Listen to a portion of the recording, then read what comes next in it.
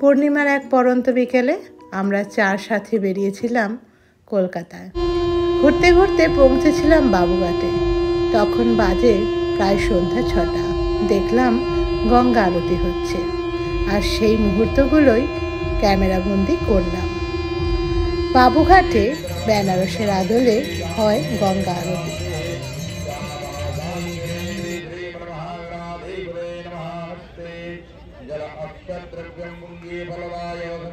কম বেশি এই বাবুঘাটকে সবাই চেনেন।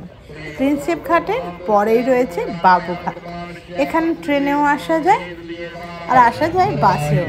ডাইরেক্ট শিয়ালদা থেকে বাস রয়েছে বাবুঘাটে।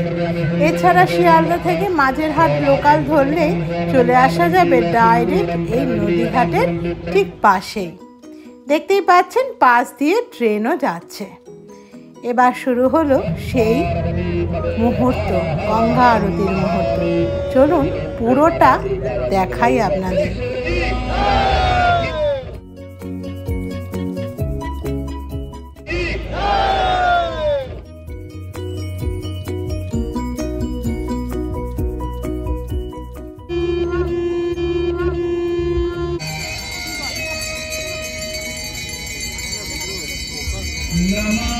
এই গঙ্গা আরতি শুরু হয় সন্ধ্যা 6টার সময়, আর প্রায় 45 মিনিট ধরে এই গঙ্গা আরতি হয়।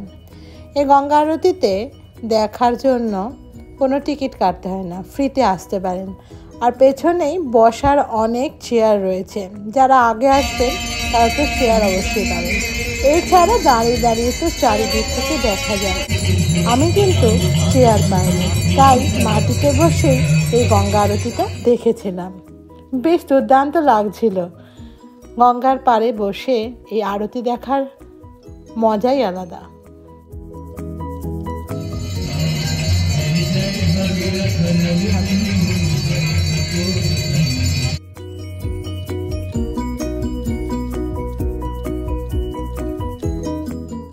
এছাড়া বাবুঘাটে বোটিং তো রয়েছে, সেখানে সিজনাল 400 টাকা করে পড়ে।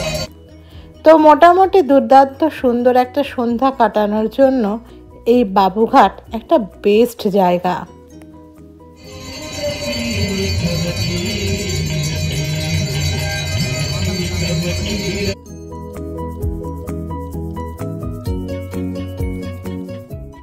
আর এই বেনারসের আদলে হওয়া সন্ধ্যা আরতি আরো সুন্দর করে তুলেছে এই বাবুঘাটকে।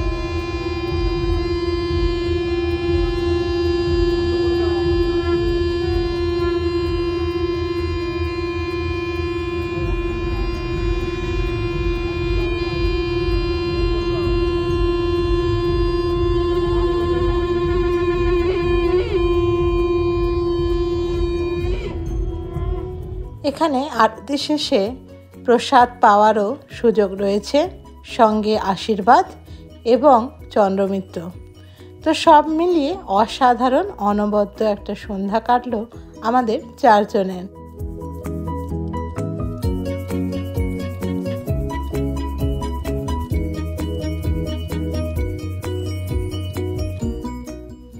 এছাড়াও এখানে কিন্তু বিভিন্ন হোটেল রেস্টুরেন্ট রয়েছে। তো আপাততভাবে আজকের গল্প এইটুকু। খুব তাড়াতাড়ি দেখা হবে নতুন একটি গল্পের সাথে। ততক্ষণ খুব ভালো থাকুন, সুস্থ থাকুন। নমস্কার।